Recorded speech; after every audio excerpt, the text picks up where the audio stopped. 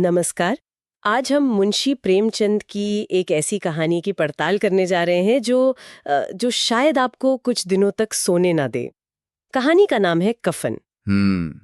हमारे पास साहित्य सफर का एक बेहतरीन सारांश है जो हमें इस कहानी के किरदारों और उनकी सोच की तह तक ले जाएगा। हम्म। और देखिए, हमारा आज का मकसद सीधा है, ये समझना कि क्या गरीबी वाकई इंसान से उसकी इंसानियत छीन सकती है। हाँ।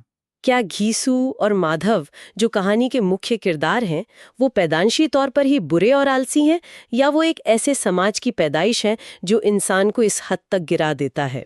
चलिए इसी गुत्थी को सुलझाने की कोशिश करते हैं। और यहाँ पर संदर्भ बहुत जरूरी हो जाता है। प्रेमचंद अपनी कहानियों में समाज की दुखती रग पर हाथ रखने के लिए जाने जाते थे, खासकर आर्थिक गैर बराबरी पर। बिल्कुल। लेकिन कफन उनकी सबसे, आप कह सकते हैं, विवादास्पद कहानियों में से एक है।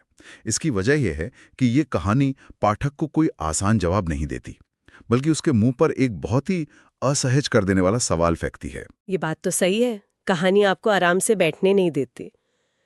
लेकिन क्या ये वाकई समाज की आलोचना है, या फिर प्रेमचंद सिर्फ दो बेहद आलसी और बुरे लोगों की कहानी बता रहे हैं? मुझे लगता है कई लोग इसे ऐसे ही पढ़ते होंगे।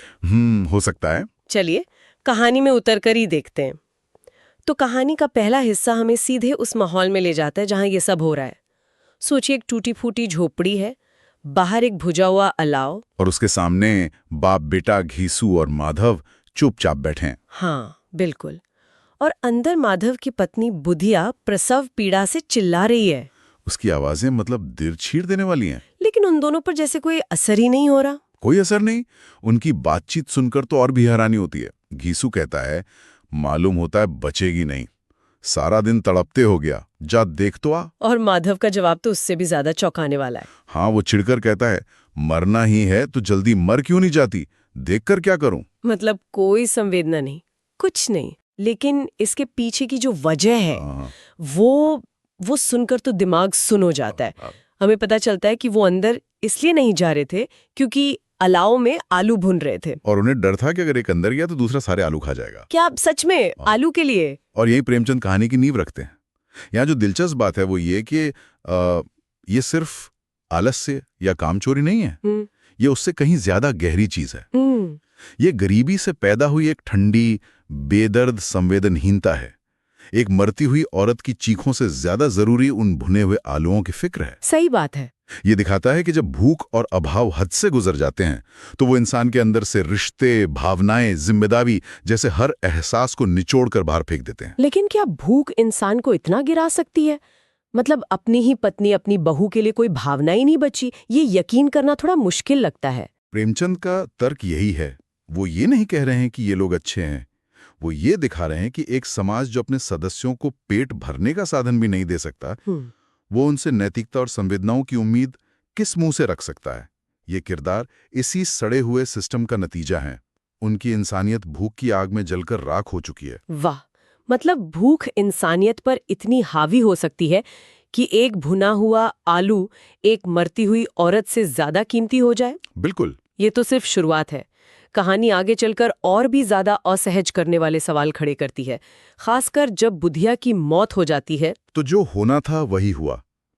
सुबह होती है, माधव झोपड़ी के अंदर जाता है और देखता है कि बुधिया ठंडी पड़ चुकी है। उसकी पथराई आंखों पर मक्खियां भिनभिना रही हैं और बच्चा पेट में ही मर चुका है। बहुत ही भयानक दृश्य है। पर घीसू और माधव के लिए मातम से बड़ी एक और समस्या मुंह बाय खड़ी थी। पैसों की समस्या। हाँ, कफन और लकड़ी के लिए पैसे जुटाने की घर में फूटी कौड़ी नहीं थी, तो वो वही करते हैं जिसकी उनसे उम्मीद की जा सकती है। रोना पीटना शुरू कर देते हैं। हाँ, रोते पीटते, छाती पीटते हुए गांव के जमींदार के पास पहुंचते हैं। हाँ। एक मिनट, यहाँ एक दिलचस्प बात है। जमींदार इन दोनों की शक्ल से भी नफरत करता था, तो फिर उसने पैसे क्यों दिए? यही तो कहानी का दूसरा बड़ा बिंदु है, सामाजिक पाखंड। अच्छा। यस। जमींदार ने पैसे दया की वजह से नहीं दिए। उसे पता था कि ये दोनों कितने निकम्मे हैं। उसने पैसे इसलिए दिए क्योंकि समाज में एक रस्म है, एक औपचारिकता है कि किसी के मरने पर मदद करनी पड़ती है। अगर वो मना कर देता तो गांव में उसकी छवि खराब होती। तो उसने घृणा से, नफरत से 2 रुपए उनकी तरफ फेंक दिए। तो ये मदद नहीं थी? नहीं, ये मदद नहीं, ये अपनी सामाजिक प्रतिष्ठा बचाने का एक तरीका था। अच्छा, तो जमींदार अपनी इमेज बचा रहा है और उधर घीसू माधव दुख का नाटक करके पैसे ऐंठ रहे हैं। तो मतलब उस पूरे सीन में, उस गांव में कोई भी भावना असली नहीं थी, सब एक दिखावा था। बिल्कुल, हर कोई अपनी अपनी भूमिका निभा रहा है। जमींदार एक दयालु जमींदार होने की भूमिका निभा रहा है। सही। घीसू माधव दुखी पति और ससुर होने की भूमिका निभा रहे हैं। गांव वाले भी थोड़ा थोड़ा चंदा देकर अपनी सामाजिक जिम्मेदारी पूरी कर रहे हैं। लेकिन असलियत में किसी को बुधिया के मरने का दुख नहीं है। किसी को नहीं। सब कुछ एक खोखली रस्म बनकर रह गया है, एक लेन देन। भावनाएं इस व्यवस्था में कहीं खो चुकी हैं। और ये लेन देन वाली सोच हमें कहानी के सबसे अहम मोड़ पे ले आती है। अब उनके पास गांव वालों से जमा किए हुए कुल 5 रुपए हैं कफन के लिए। एक जिम्मेदारी है। एक जिम्मेदारी है, बिल्कुल। वो दोनों बाजार जाते हैं, कपड़े की दुकानें देखते हैं, लेकिन उनका मन कहीं और ही भटक रहा होता है। और यहीं पर घीसू वो बात कहता है जो इस कहानी का नैतिक केंद्र है, या शायद अनैतिक केंद्र। वो माधव से कहता है, कैसी बुरी रस्म है कि जिसे जीते जी तन ढकने को चिथड़ा ना मिला, उसे मरने पर नया कफन चाहिए। ये लाइन पूरी कहानी का सार है। और बस ये एक ख्याल, ये एक तर्क उनके दिमाग में आता है और पूरी कहानी की दिशा बदल जाती है। बिल्कुल। कफन की दुकान देखते देखते पता नहीं कैसे उनके पैर खुद ब खुद शराब की दुकान की तरफ मुड़ जाते हैं, और जो 5 रुपए बुधिया के कफन के लिए जमा हुए थे, उनसे वो शराब की बोतल, चटपटी तली हुई मछलियां और पेट भर पूरियां खरीद लेते हैं। घीसू का ये तर्क समझना बहुत जरूरी है। पहली नजर में ये अपनी गलत हरकत को सही ठहराने का एक बहाना लगता है। हाँ, एक लालची आदमी का तर्क। सही। लेकिन अगर हम गहराई में जाएं तो ये उस पूरे समाज और उसकी रस्मों पर एक बहुत ही कड़वा और तीखा व्यंग्य है। मतलब ये सिर्फ एक बहाना नहीं है, इसमें एक कड़वी सच्चाई भी छिपी है कि जिंदा इंसान की भूख मुर्दे की रस्मों से ज्यादा जरूरी है। हाँ, प्रेमचंद घीसू के मुंह से यही सवाल पूछ रहे हैं। वो पूछ रहे हैं कि जिस समाज ने बुधिया को जिंदा रहते हुए एक ढंग का कपड़ा नहीं दिया, उसे अब उसके मरने पर महंगे कफन का दिखावा करने का क्या हक है? ये कहानी का वो बिंदु है जहां पेट की आग जो अब तक दबी हुई थी, वो सामाजिक परंपराओं, धार्मिक रिवाजों और नैतिकता की सारी दीवारों को जलाकर भस्म कर देती है। सही बात है। और यह एक ऐसा सवाल है जिसका सामना करने की हिम्मत समाज में आज भी नहीं है। और इसके बाद जो होता है वो शायद कहानी का सबसे झकझोर देने वाला, सबसे विभत्स हिस्सा है। कल्पना कीजिए, घीसू और माधव शराब खाने में बैठे, नशे में धुत। वो उस खाने का लुत्फ उठा रहे हैं जो उन्होंने शायद अपनी पूरी जिंदगी में कभी नहीं चखा होगा। पूरियां, मछली, चटनी, अचार, एक पूरी दावत चल रही है बुधिया के कफन के पैसों से। हाँ, इसी दावत के बीच शायद नशे में एक पल के लिए माधव को कुछ याद आता है। वो घीसू से पूछता है, दादा, वो तो बेचारी बिना कफन के ही जला दी जाएगी। और घीसू का जवाब? इस पर घीसू का जवाब देखिए। वो हंसता है, नशे में हंसते हुए कहता है, अरे पागल, कफन क्या उसे स्वर्ग ले जाएगा? क्या वो कफन के बिना नरक में चली जाएगी? सब मोह माया है। हाँ, सब मोह माया है। लोग फिर पैसे देंगे, फिर कफन आएगा, पर कम से कम आज हमारी आत्मा तो तृप्त हुई। उसे तो स्वर्ग मिलेगा ही, क्योंकि उसने हमें भरपेट खिलाया। ये सुनना भी मुश्किल है। ये सुनकर तो रोंगटे खड़े हो जाते हैं। और बात यहीं खत्म नहीं होती। वो दोनों नशे में झूमने लगते हैं, गाने लगते हैं, नाचने लगते हैं। और वो बुधिया को कोस नहीं रहे, बल्कि उसे दाता कहकर आशीर्वाद दे रहे हैं, जिसकी मौत की वजह से उन्हें ये दावत मिली है। यहीं पर कहानी करुणा के धरातल से उठकर कड़वे उपहास की ऊंचाइयों पर पहुंच जाती है।